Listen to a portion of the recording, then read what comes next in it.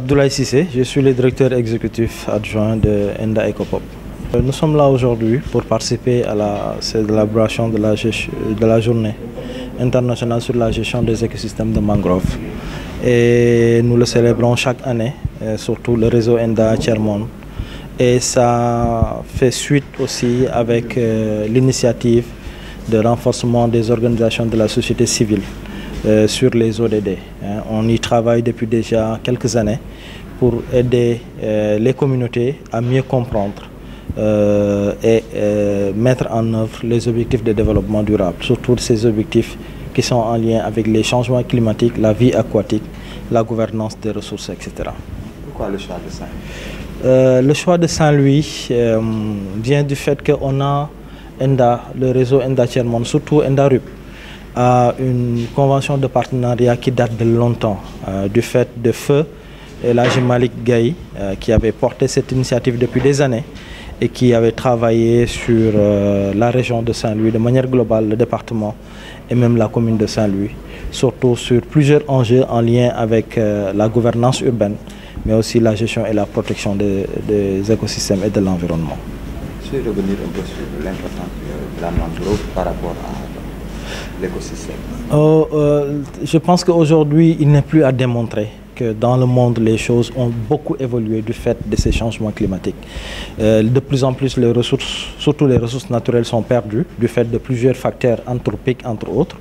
Et nous avons l'obligation aujourd'hui de protéger ces ressources qui sont de plus en plus rares. Ces mangroves ont une capacité extraordinaire en termes de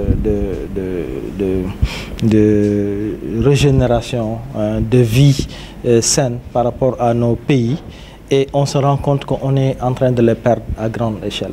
Nous travaillons depuis quelques années aujourd'hui avec l'appui des communautés pour la protection, la gestion, mais même la revalorisation un peu de ces ressources qui sont extrêmement importantes et pour les hommes, mais aussi pour toute la vie de l'écosystème et des espèces autour de nos villes, mais aussi autour de nos territoires. Si l'État, les autorités étatiques ont un très grand rôle à jouer, mais aussi les autres acteurs doivent mettre la main à la pâte.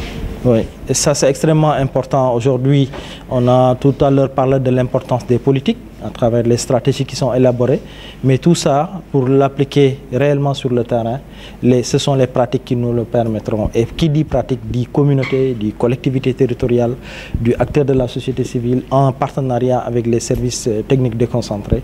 C'est eux qui pourront ensemble, la main dans la main, et réussir à relever les défis et les challenges de pouvoir gérer de manière durable ces mangroves-là. Et on y a tous intérêt. Récemment, vous avez vu les vagues et pics de chaleur partout dans le monde.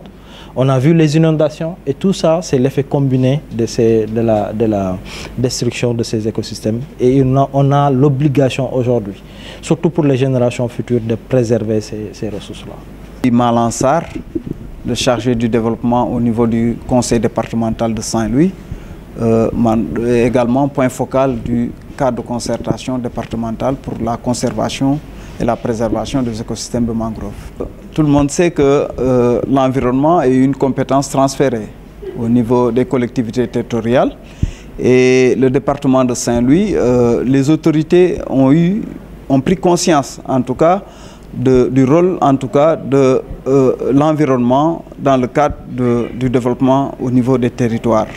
Et ici à Saint-Louis, l'écosystème de mangrove constitue en tout cas un point central dans le cadre de ce processus de conservation de l'environnement. Quand on regarde le département de Saint-Louis, n'est-ce pas, c'est un territoire, n'est-ce pas, de par sa position à haute capacité de biodiversité, mais très fragile de par sa position. Et l'écosystème de mangrove de Saint-Louis constitue l'écosystème la plus septentrionale de l'Afrique de l'Ouest. C'est pourquoi aujourd'hui les autorités du département, en particulier le président du conseil départemental, attachent une importance particulière pour la conservation de cet écosystème et autour de cet écosystème, l'ensemble des autres ressources et écosystèmes naturels, n'est-ce pas, du département de Saint-Louis.